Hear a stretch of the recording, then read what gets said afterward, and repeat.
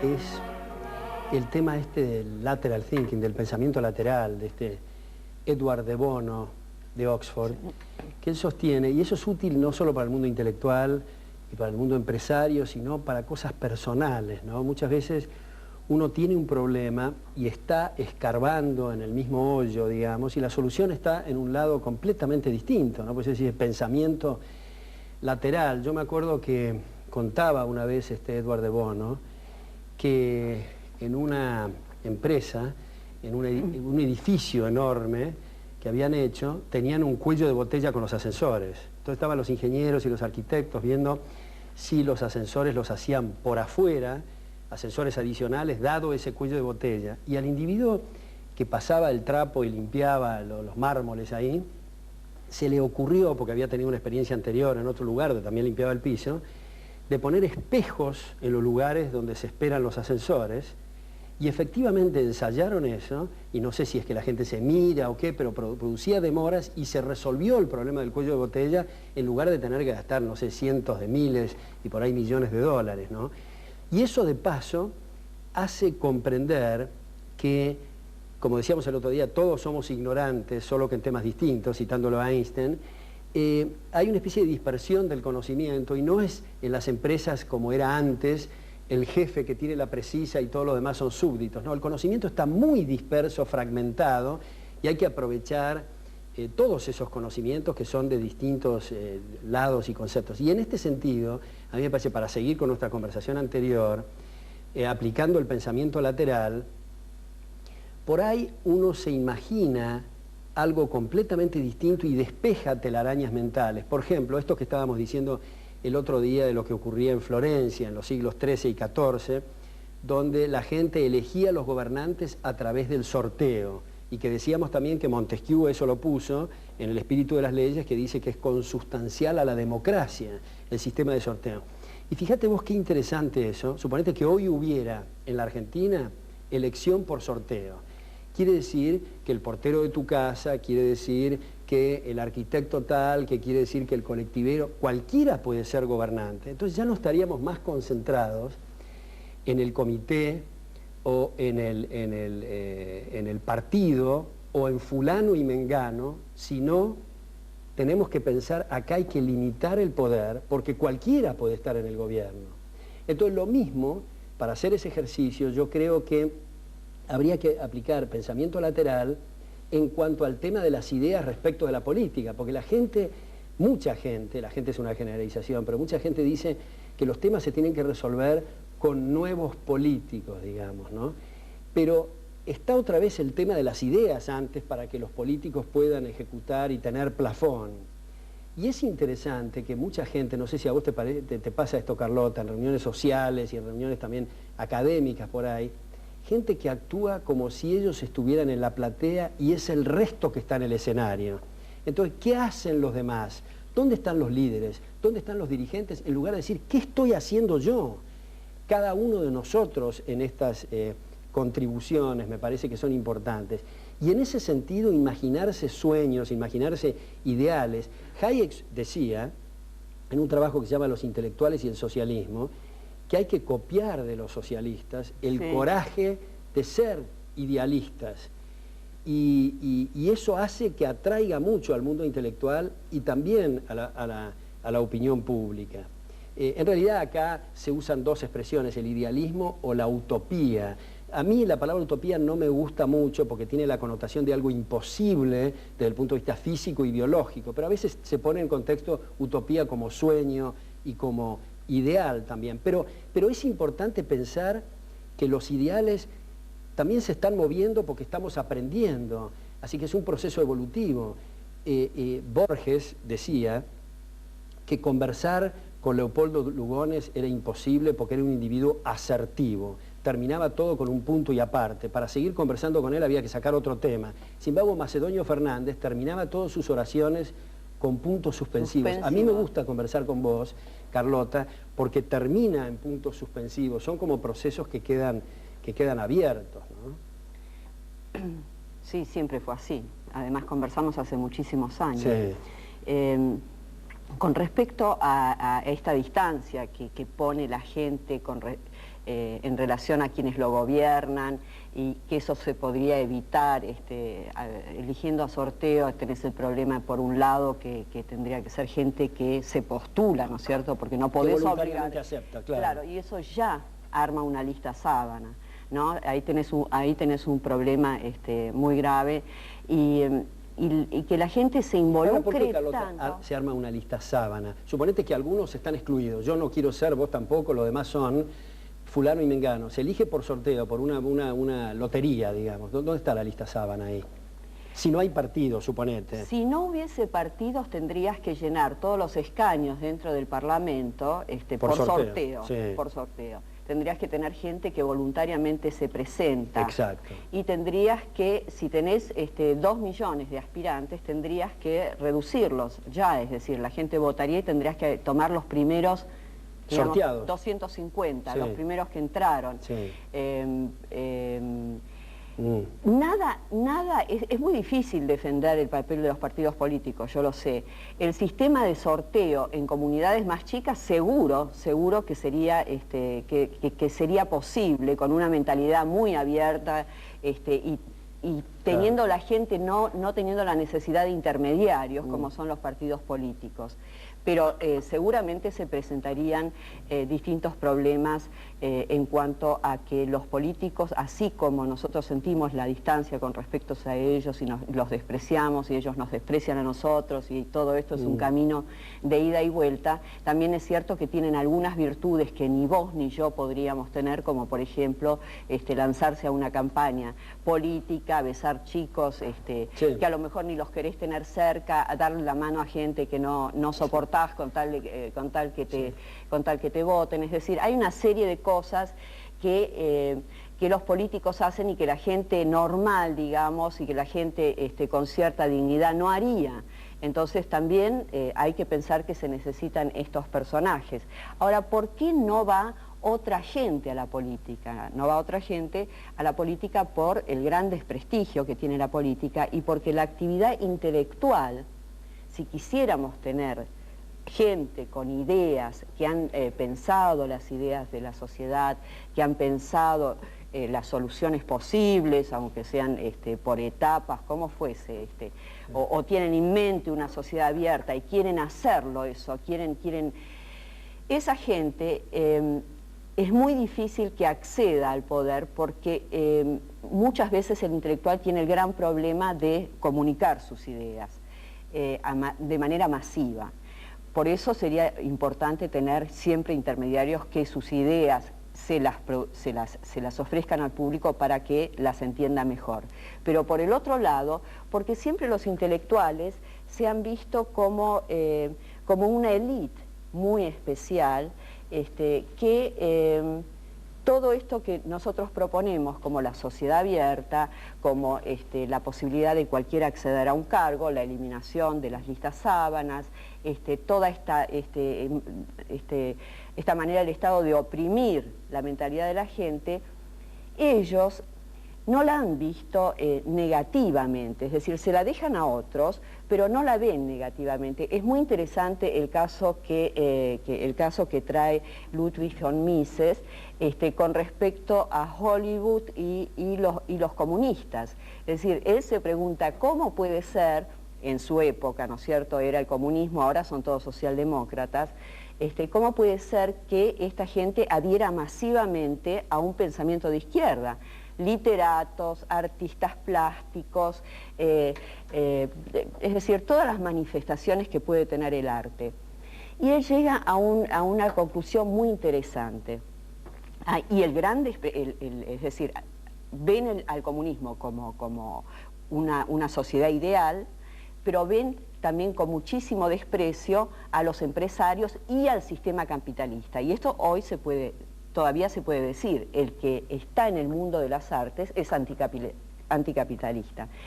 Y hay varias explicaciones, pero la de Ludwig von Mises es muy interesante. Él dice que el artista, a diferencia que quien fabrica zapatos o que quien fabrica, no sé, tornillos, el que fabrica tornillos lo único que tiene que hacer es ver cuáles son las necesidades de la gente y tratar de cubrir esas necesidades, porque eso va a ir en beneficio propio. Sí. En cambio, al artista le pasa otra cosa distinta, y es que vive siempre con miedo, vive en estado de ansiedad perpetua, porque el espectáculo en sí mismo... Que se le pase el cuarto de hora. Se le pasa el cuarto de hora, pero además porque las características del mundo del espectáculo son muy volátiles. Lo que puede gustar hoy puede no gustar mañana. El envejecimiento es un problema para muchos de ellos, por eso ahora, por ejemplo, las mujeres se operan hasta puntos, llegan a ser mamarrachos, en donde ya no es posible reconocer la cara inicial, porque quieren quedar en el mundo del espectáculo. El espectáculo requiere unos cambios constantes que produce una gran ansiedad en toda la gente que vive en ese mundo. Y ese mundo cambiante, que es el mundo de una sociedad abierta o que quiere ser abierta, del mundo capitalista, a ellos les produce mucha angustia. Entonces prefieren las sociedades en donde está todo más regulado y donde creen ellos que esto no pasaría por una cuestión de solidaridad o de que el Estado los estaría cubriendo.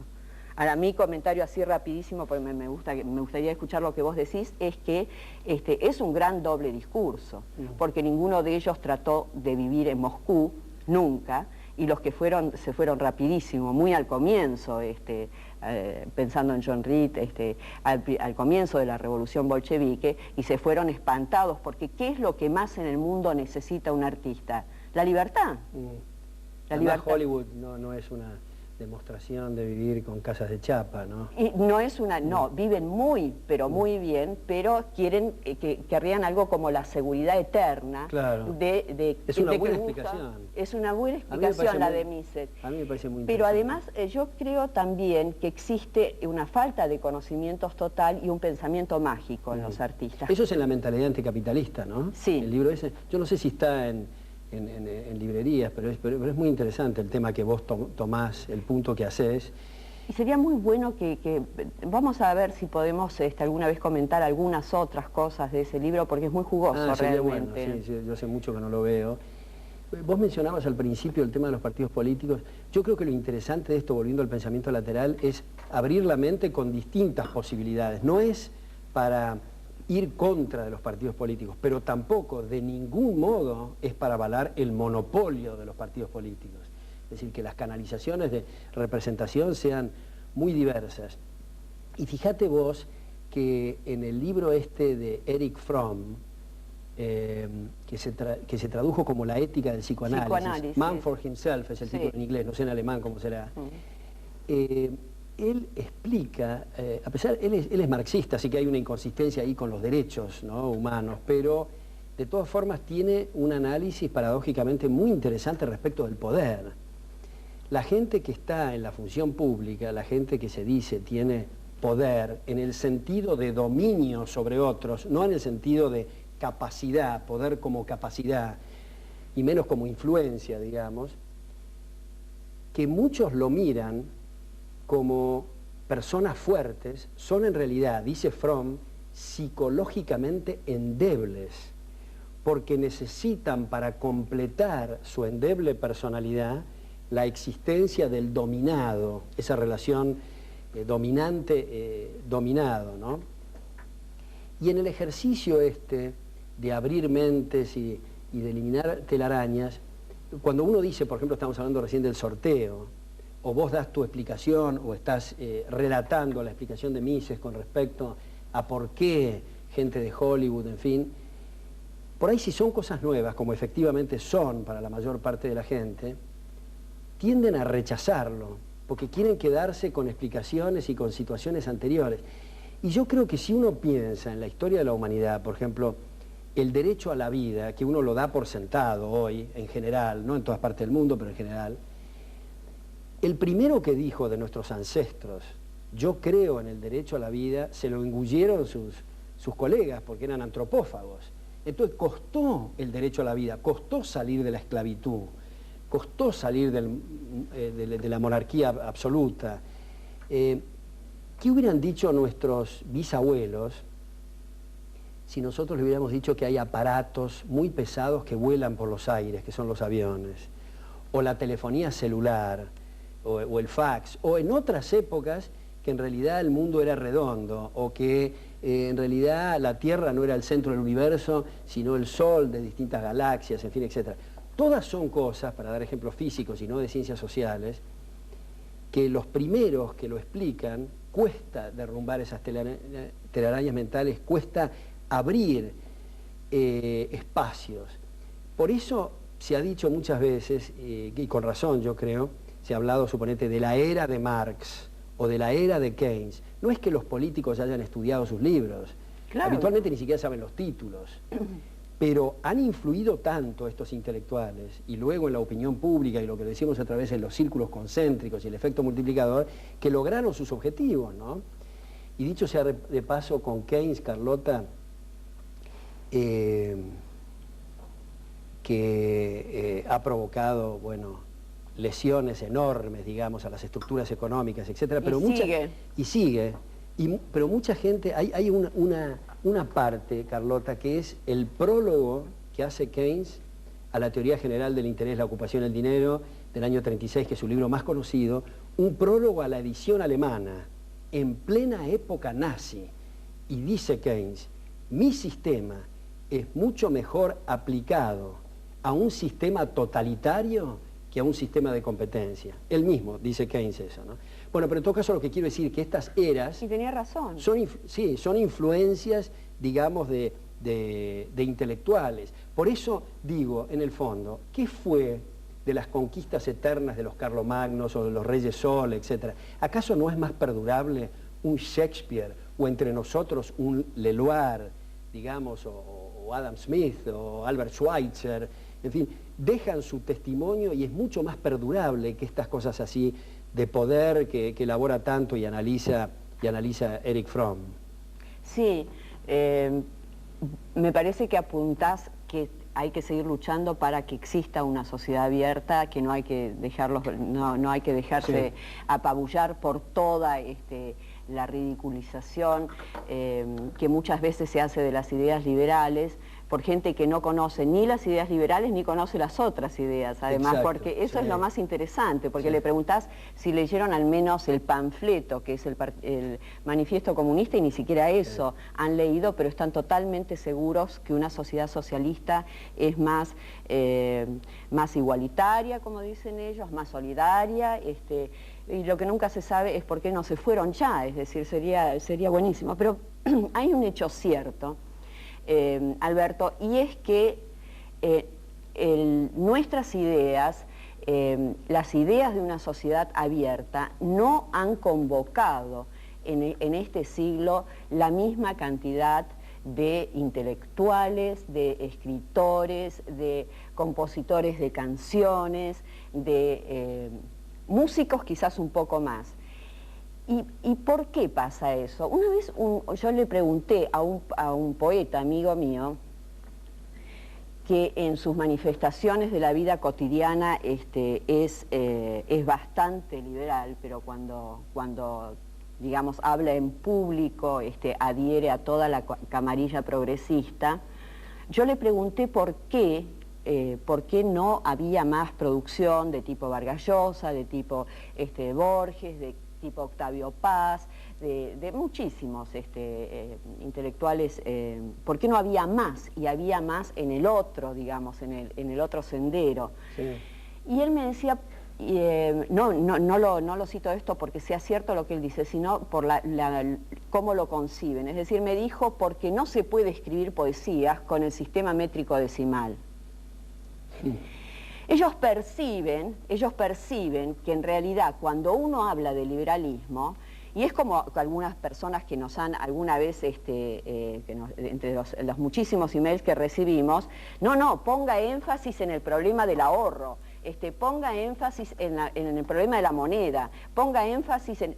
como si el liberalismo se agotase en eso. Sí, pero cual. además hay una doble versión. Estos intelectuales, que muchos de ellos viven brillantemente, les va muy bien en la vida, tienen muchísimo dinero, ese dinero lo han hecho dentro del sistema capitalista, porque dentro del otro sistema iban solamente por una cuestión de propaganda.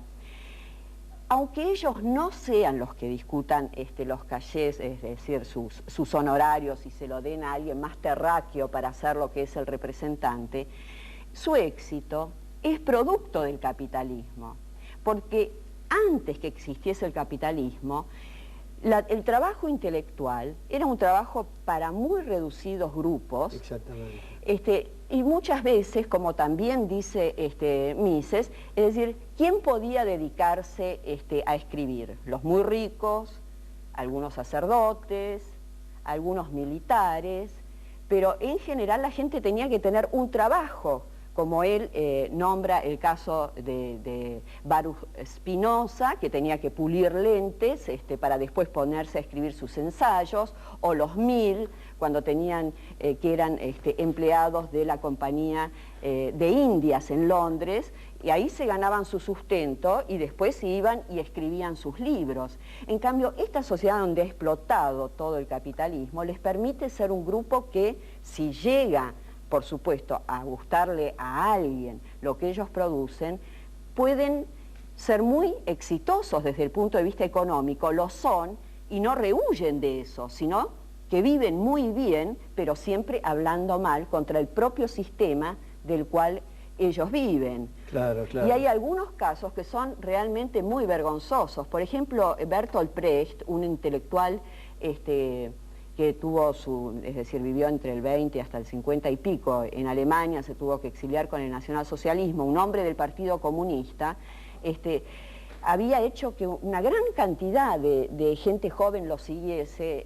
Actualmente se está dando, por ejemplo, en el Teatro Colón, Ascenso y Caída de la ciudad de Mahagoni, que es una de sus obras, o la ópera de Tres Peniques, muchísima poesía. Toda su obra es un enfrentamiento entre los pordioseros, el lumpenproletariat, o la clase obrera versus la burguesía. Toda su obra es eso. Él se vestía siempre igual, con un pantalón y un saco como Mao, ¿no? Así de tela de overol o algo por el estilo. Y la gente, la juventud estaba fascinada.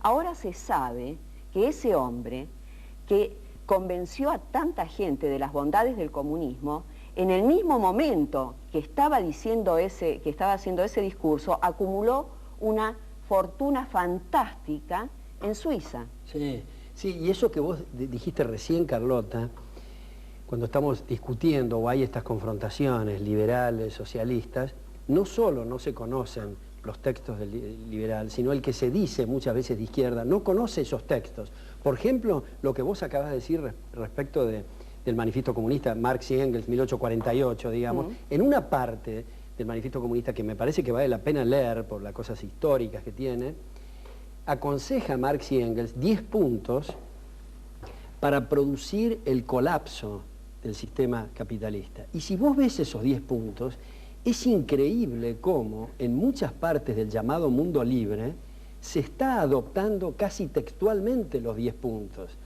Y no se puede decir que Marx y Engels no eran comunistas. Entonces yo creo que antes de decir soy socialista o no soy socialista, hay que saber de qué estamos hablando y ver esos textos. Ahora, vos también mencionaste, Carlota, este tema de canciones y de artistas y todo esto.